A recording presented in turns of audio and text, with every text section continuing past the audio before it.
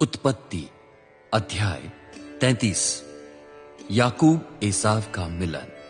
याकूब ने अपनी आंखें ऊपर उठाई तो देखा एसाव आ रहा है और उसके साथ 400 पुरुष हैं। उसने लिया, राहेल और दोनों सेविकाओं को उनके बच्चे सौंप दिए। उसने सबसे आगे दोनों सेविकाओं और उनके बच्चों को, उनके पीछे लिया को उसके बच्चों के साथ तथा सबसे पीछे राहेल और यूसुफ को खड़ा किया।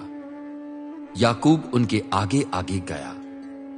जब तक वो अपने भाई के पास नहीं पहुंच गया तब तक वो भूमि पर झुककर 7 बार उसका अभिवादन करता रहा।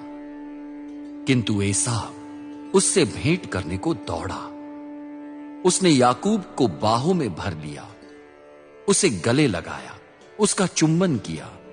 वे दोनों रोने लगे।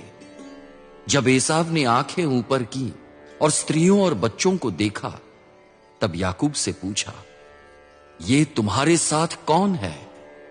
याकूब बोला, परमेश्वर ने मुझ पर कृपा की और उसने मुझको ये बच्चे प्रदान किए हैं। ये आपके सेवक के बच्चे हैं। दोनों सेविकाएं और उनके बच्चे निकट आए।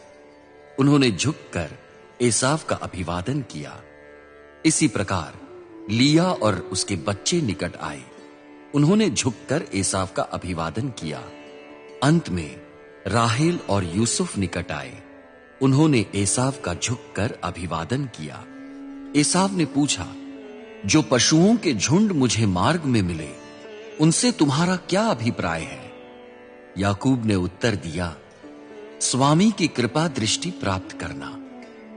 किंतु एसाव बोला, भैया मेरे पास बहुत है। जो तुम्हारा है उसे अपने ही पास रखो।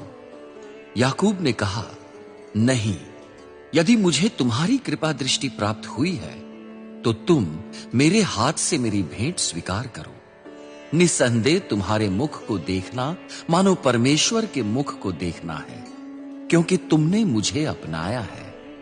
कृपया जो भेंट तुम्हारे पास लाई गई है उसे स्वीकार करो।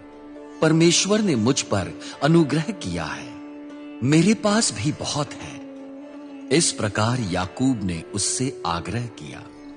तब एसाव ने उसकी भेंट स्वीकार की। एसाव बोला, आओ हम अपने मार्ग पर बढ़ चले, मैं तुम्हारे आगे जाऊंगा।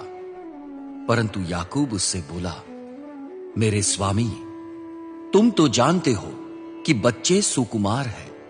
मेरे साथ दूध देने वाली भेड़ बकरियां और गायें हैं जिनकी देखभाल मुझे करनी पड़ती है। यदि इन्हें एक दिन भी अधिक हाँका जाए तो ये सब मर जाएंगे। मेरा स्वामी अपने सेवक के आगे बढ़ जाए। जो पशु मेरे आगे आगे हैं उनकी गति एवं अपने बच्चों की गति के अनुसार मैं धीरे धीरे आगे बढ़ूंगा, जब तक सेईर नगर में अपने स्वामी के पास न पहुंच जाऊं। एसाव बोला, क्या मैं अपने साथ के कुछ मनुष्य तुम्हारे पास छोड़ जाऊं? किंतु याकूब ने कहा, इसकी क्या आवश्यकता है? मेरे स्वामी की कृपा दृष्टि मुझ पर बनी रहे। अतः एसाव उसी दिन सेईर नगर को चला गया। परंतु याकूब सुक्कोत नगर की ओर गया। वहां उसने अपने लिए घर और पशुओं के लिए पशुशालाएं बनाई।